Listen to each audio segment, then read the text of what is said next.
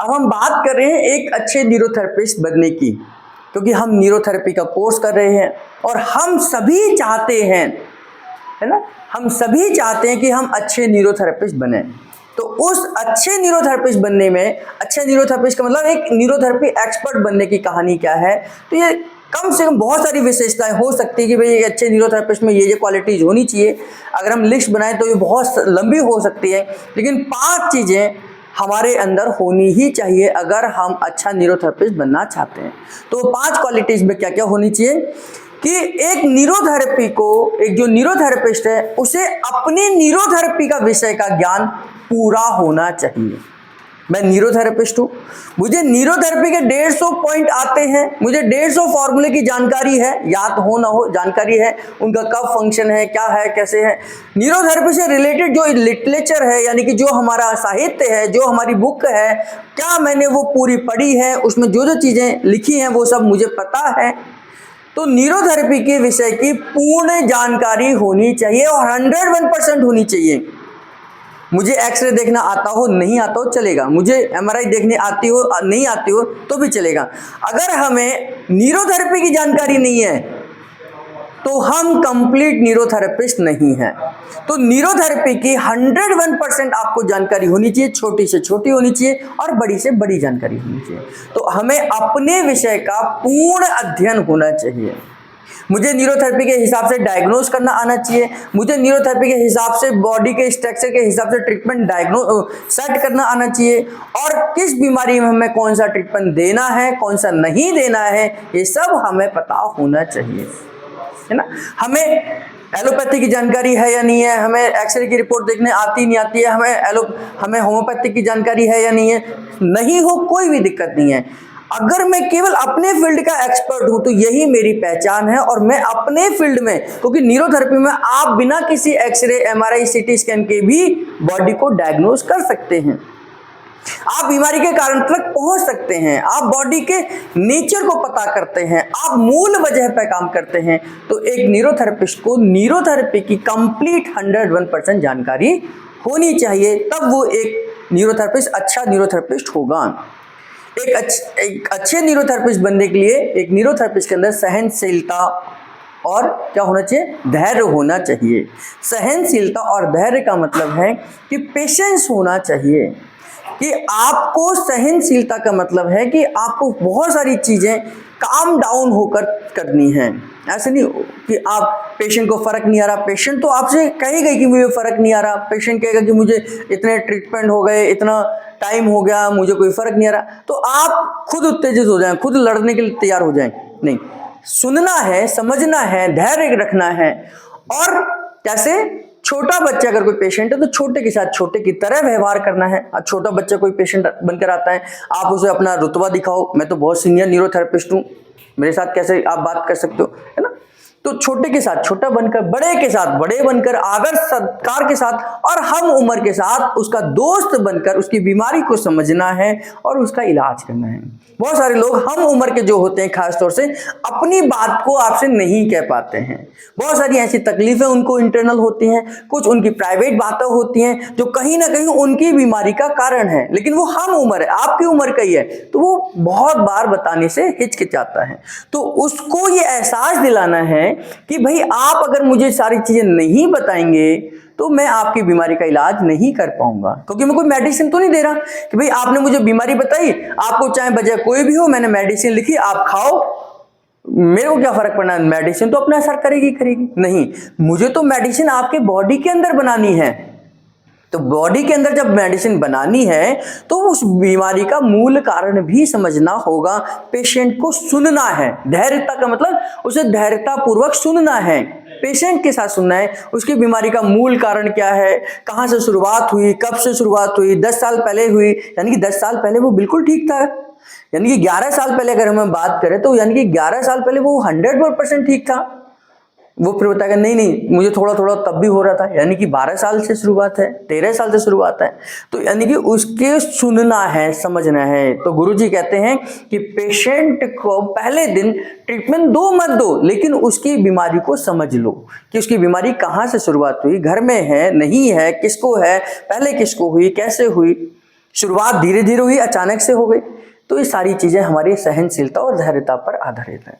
तो एक न्यूरोथेरेपिस्ट को धैर्य और सहनशीलता होनी चाहिए। मैंने आपको बता दिया कि कॉन्स्टिपेशन किसी को है तो लेफ्ट साइड ट्रीटमेंट दे दो। तो आपने बस सुना ही है पेशेंट को कि भाई मुझे कॉन्स्टिपेशन होता है, आपने कहा ले तो फटाफट, मैं तो लेफ्ट साइड ट्रीटमेंट दे दूंगा आपको। तो लेफ्ट साइड ट्रीटमेंट कॉन्स्टिपेशन में देते तो हैं, लेकिन क्या कॉन्स्टिपेशन का कारण क्या है? वो पानी नहीं पीते हैं, रफेज वाली चीजें नहीं खा रहे हैं, फल वगैरह नहीं खाते हैं, नींद पूरी नहीं करते हैं, स्ट्रेस में रहते हैं, कोई फिजिकल एक्टिविटीज नहीं है। तो सब चीजें को हमें समझना है कि उसका मूल कारण क्या है। पानी नहीं पीते तो पानी को ऐड ऑन करो, उनको समझाओ, उसको क्वालिटी बताओ कि भाई इसकी क्यों जरूरत है।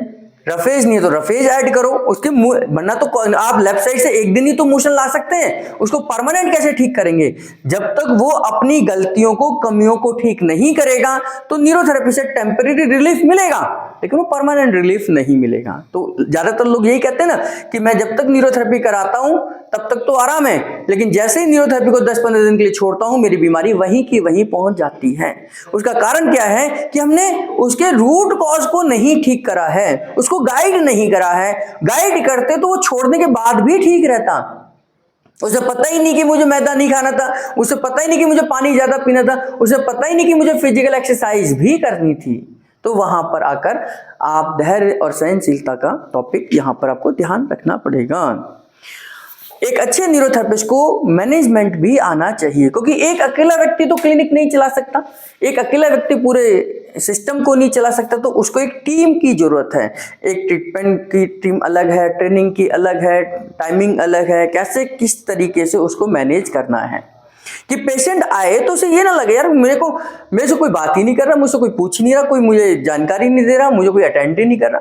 तो ये सारी चीजें एक वेल मैनेजमेंट होना चाहिए कि भाई पेशेंट आए तो उसे पूछना है, समझना है क्या दिक्कत है, कैसे है, कब से है, तो उसे समझ आना चाहिए। क्योंकि न्यूरोथेरेपी आज के समय पर भी नया ही फील्ड है, भले ही हमें करते हुए आज 19 साल हो गए, लेकिन तब भी आज हम न्यूरोथेरेपी को उस लेवल पर नहीं ले जा पाए जिस लेवल पर होना चाहिए, क्योंकि न्यूरोथेरेपिस्ट अच्छे न्यूरोथेरेपिस्ट की क्वालिटीज की आज भी कमी है। तो हमें मैनेजमेंट भी करना है, कैंप ऑर्गेनाइज करना है, वर्कशॉप ऑर्गेनाइज करना है, सेमिनार ऑर्गेनाइज करने हैं। केवल हमें ये कैसे ऑर्गेनाइज होंगे, कैसे क्या क्या चीजों की जरूरत पड़ती है, कैसे क्या होगा, ये सारी चीजें पता होनी चाहिए। तो ये हमारे को पता होना चाहिए कि हम वर्कशॉप कैसे करेंगे, वर्कशॉप में हमें कौन कौन सी चीजों की जरूरत पड़ेगी। कैंप है तो कैंप की क्या जरूरत है? अब कैंप हमने लगा दिया, हमारे पास पेन ही नहीं है, हमारे पास पंफलेट ही नहीं है, हमारे पास लिखने की चीज नहीं है, हम पाउडर ढूंढ रहे हैं, फिर कहाँ है हमारा? तो ये सब मैनेजमेंट के अंदर है कि भाई आप कहीं पर ट्रीटमेंट देने जा रहे हैं और आपको पता कि वहां क्या चीजें सुविधा होंगी, क्या नहीं होंगी, तो क्या मैं पहले से वहां बताकर रखूं कि भाई चीजें चाहिए मुझे, है ना? अब ना आप गए वहां, पाउडर ना उनके पास ना आपके पास, फिर हम ढूंढ रहे हैं कि आप कैसे करें ट्रीटमेंट, क्या लगाएं क्या नहीं लगाएं, तो फिर वो आपका मैनेजमेंट गड़बड़ है। तो ये हमारे को मैनेजमेंट होना चाहिए, व्यवहार कुशल होना चाहिए, सामाजिक होना चाहिए।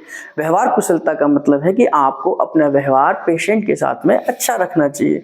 पेशेंट कई बार गुस्सा करता है, कर सकता है, उसका अधिकार है, जब फर्क नहीं आएगा, हम जिस चीज को परचेज कर रहे हैं और उसे हमें उस क्वालिटी के साथ ना मिले तो हमें भी गुस्सा आ सकता है, लेकिन उसको उस तरीके से डील करना है, समझाना है क्यों फर्क नहीं आया, कब तक आएगा, आपको क्या उम्मीद है, तो एजुकेट करना है।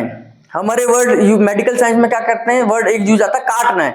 पेशेंट को देखते ही क्या कहते हैं, इसे काटना है। काटने का मतलब उसको पैसे उससे लूटने हैं। मेडिकल साइंस के उसमें सबसे ज्यादा यही है कि उसे मुर्गा समझते हैं। हमें ये नहीं समझना, हमें क्या समझना, उसे गाइड करना है। आपने उसे समझाना है न्यूरोथेरेपी को, भाई न्यूरोथेरेपी कैसे ठीक करेगी। अब उसकी मर्जी है, उसे जबरदस्ती नहीं करना कि भाई आपने ट्रीटमेंट ही लेना है। आज तो आप आए गए हो, फंस गए हो, आप वो सोचे यार मैं कब यहां से निकलूं, है ना, ये पता चले मुझे छोड़ ही नहीं रहे।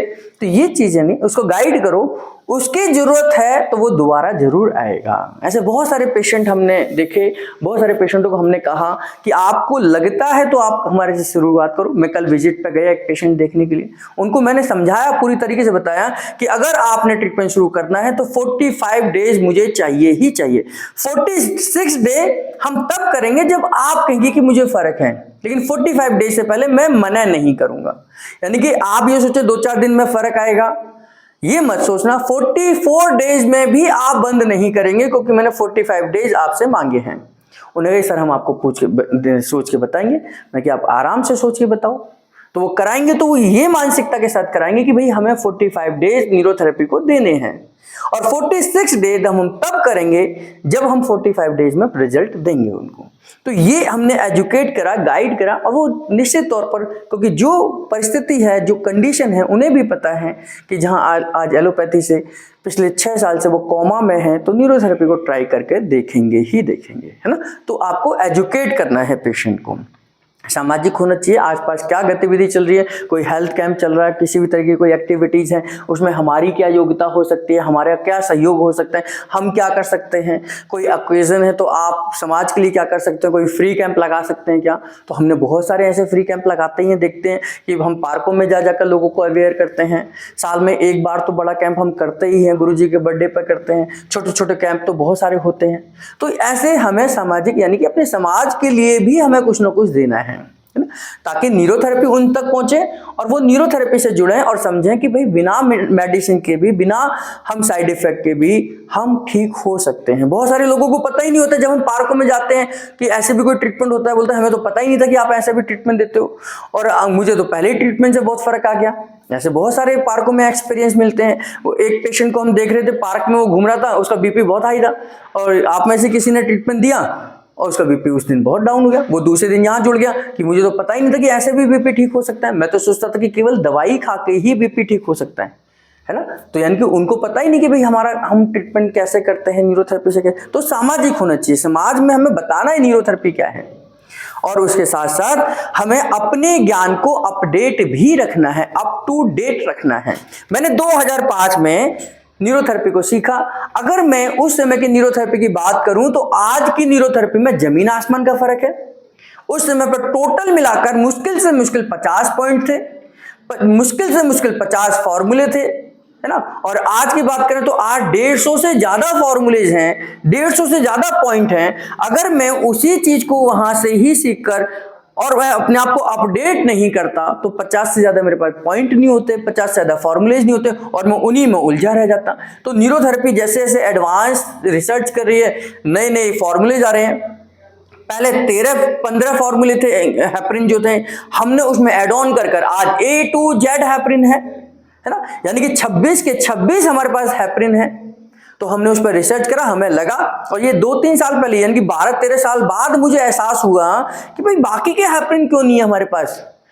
हमारे पास जितने हेपरिन है, 13 हेपरिन है, 15 हेपरिन गुरुजी ने बनाए, बाकी ये क्यों नहीं है। तो उन पर भी हमें रिसर्च करनी चाहिए, कुछ उनसे भी रिलेटेड हेपरिन बनाने चाहिए। तो अप टू डेट होना चाहिए। तो जगह जगह पर सेमिनार होती है, वर्कशॉप होते हैं, कैंप होते हैं, डिजीज के हिसाब से लेक्चर्स होते हैं, उनको अटेंड करना चाहिए, जाना चाहिए, अटेंड कर वहां से कुछ चीजें जो अच्छी हैं उन्हें गेन करना चाहिए, उन्हें लेकर आना चाहिए, है ना। तो अपने आप को, विषय को, न्यूरोथेरेपी के विषय को अप टू डेट रखना चाहिए। मेरे बहुत सारे न्यूरोथेरेपी जो मित्र हैं, हमारे बैच में थे, 17वां बैच था मेरा, तो उस समय पर जो थे वो बहुत सारे मुझसे फोन करके पूछते हैं कि आजकल क्या चल रहा है न्यूरोथेरेपी में, क्या अपडेट है, कौन सा नया फॉर्मूला है, क्योंकि उन्होंने कभी कोई वो कैंप नहीं गए, कोई सेमिनार नहीं गए, कोई कुछ नहीं करा। तो आज भी वो 150 पॉइंटों के साथ ही है, वो 50 पॉइंटों के साथ ही है, 50 फॉर्मूले ही हैं। तो अपने आप को जिस फील्ड में आप काम कर रहे हैं उसमें अप टू डेट होना ही चाहिए। तो अगर ये 5 चीज़ें अगर आप अपने आप को फॉलो करते हैं, इनको लागू करते हैं, इनको सीखते हैं, तो आप एक अच्छे न्यूरोथेरेपिस्ट बन सकते हैं।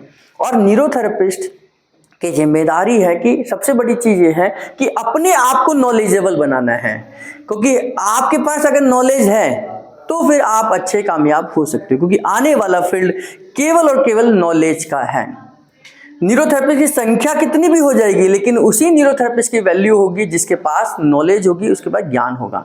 इसी वजह से आज हमारे पास देखो, हैदराबाद से सीखने के लिए आ रहे हैं, कोई कहीं से सीखने आ रहा है, कोई बिहार से सीखने आता है, कोई औरंगाबाद से, महाराष्ट्र से सीखने आ रहा है, कोई मुंबई से सीखने यहाँ कोर्स करने आता है। मुंबई जबकि न्यूरोथेरेपी की राजधानी है ना।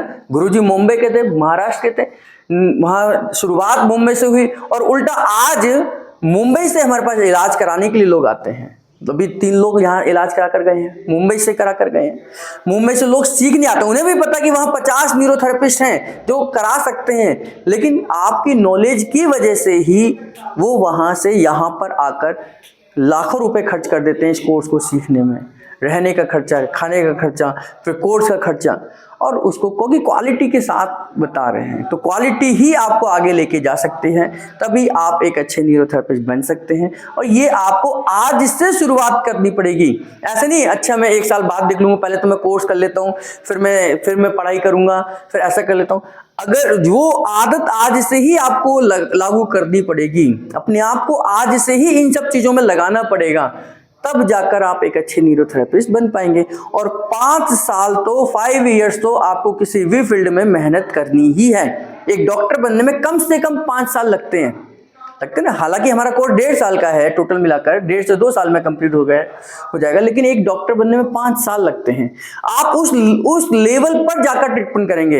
एक डॉक्टर के पास से ही तो निराश होकर हमारे पास आता है कि भाई वहां इलाज नहीं मिला, एलोपैथी डॉक्टर इसे इलाज नहीं कर पाया, तब वो पेशेंट हमारे पास आता है और हमारा उस लेवल का ज्ञान हो कि भाई हम उस लेवल पर जाकर उनको समझा पाए कि भाई आपके इलाज वहां नहीं हुआ तो हम कैसे कर सकते हैं। उसके लिए नॉलेज चाहिए, तो नॉलेज लेना बहुत ज़रूरी है। इसलिए एक अच्छा न्यूरोथेरेपिस्ट अगर इन चीज़ों को ध्यान करे तो आप सब भी बन सकते हैं। ठीक।